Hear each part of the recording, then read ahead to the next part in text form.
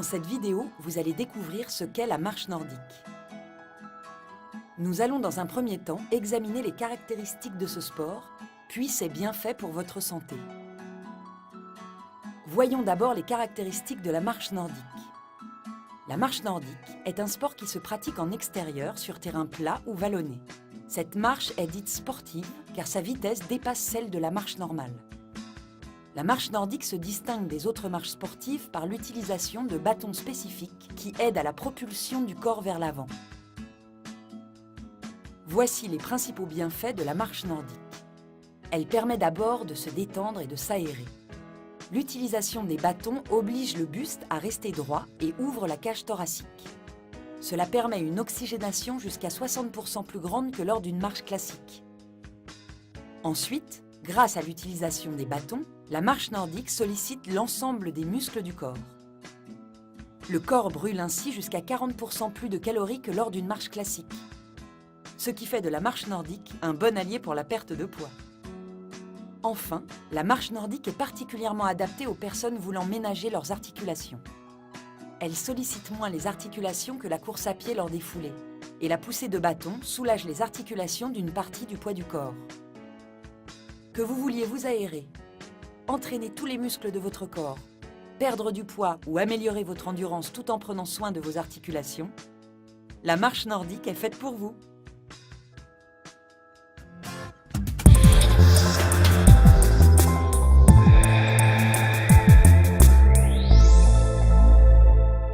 What's behind the mountain? Salut! Aujourd'hui, je vais vous parler de la marche nordique, discipline inventée par les skieurs de fond finlandais qui voulaient maintenir leur entraînement en toute saison.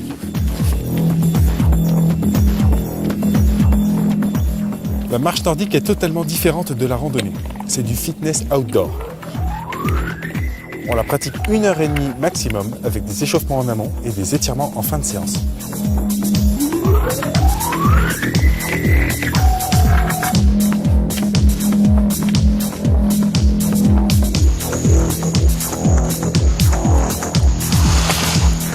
La technique de marche nordique permet d'activer le haut du tronc et de solliciter 90% des muscles. C'est un très bon exercice cardiovasculaire.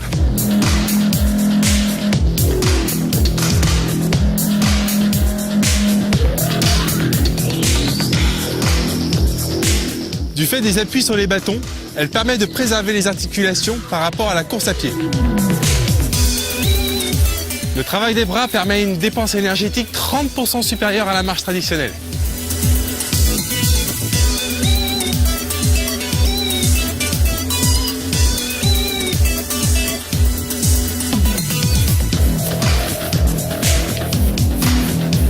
La marche nordique est adaptée à tous les publics, de la simple remise en forme à l'activité la plus physique. Le pas de la marche nordique est plus allongé que celui de la marche traditionnelle. Avancez toujours bras et jambes opposés simultanément.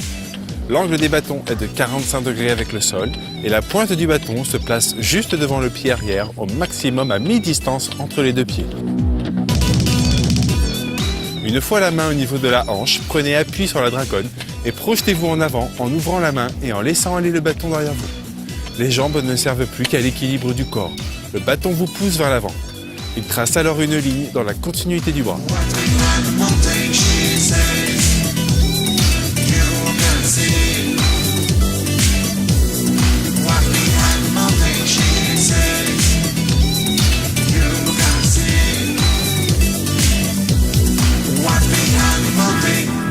On préconise un bâton de marche nordique monobrin pour sécuriser l'appui.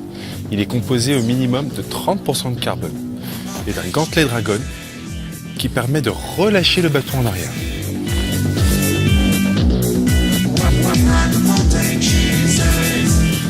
Un bâton adapté à votre taille fera faire à votre avant-bras un angle droit par rapport à votre corps.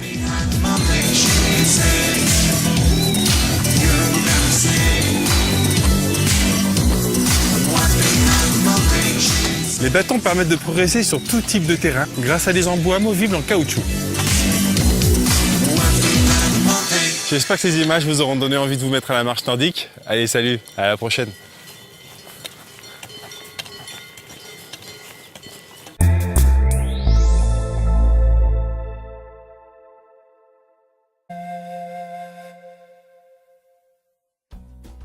Dans cette vidéo, vous allez découvrir comment se déroule une séance type de marche nordique.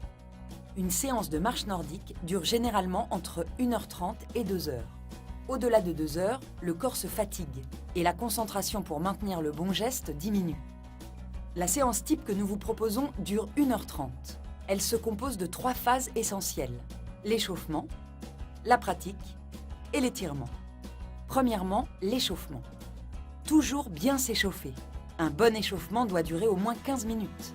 Le but de l'échauffement est de préparer progressivement votre corps, muscles, cœur et articulations à l'effort.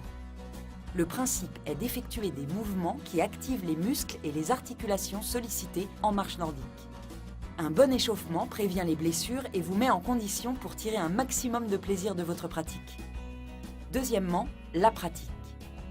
Mettez-vous en jambes en marchant à rythme moyen entre 5 et 6 km/h pendant 20 minutes.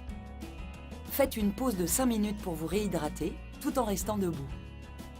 Ensuite, repartez en accélérant le rythme. Tenez une vitesse de marche de 7 à 8 km/h pendant 20 minutes. Faites une deuxième pause de 5 minutes pour vous réhydrater, tout en restant debout. Enfin, repartez sur une marche de rythme moyen, entre 5 et 6 km/h, pendant 10 minutes. Cela vous permet d'amener progressivement votre corps à un retour au calme. Troisièmement, l'étirement. Cette partie clôt la séance en douceur. Pour que vous en tiriez tous les bénéfices, elle doit durer au moins 15 minutes. Le but est d'étirer les muscles qui se sont contractés pendant l'effort afin de les décontracter et de les assouplir.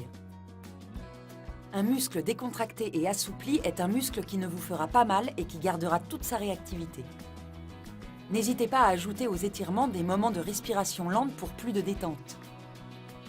Maintenant que vous savez comment se déroule une séance de marche nordique, il ne vous reste plus qu'à vous lancer.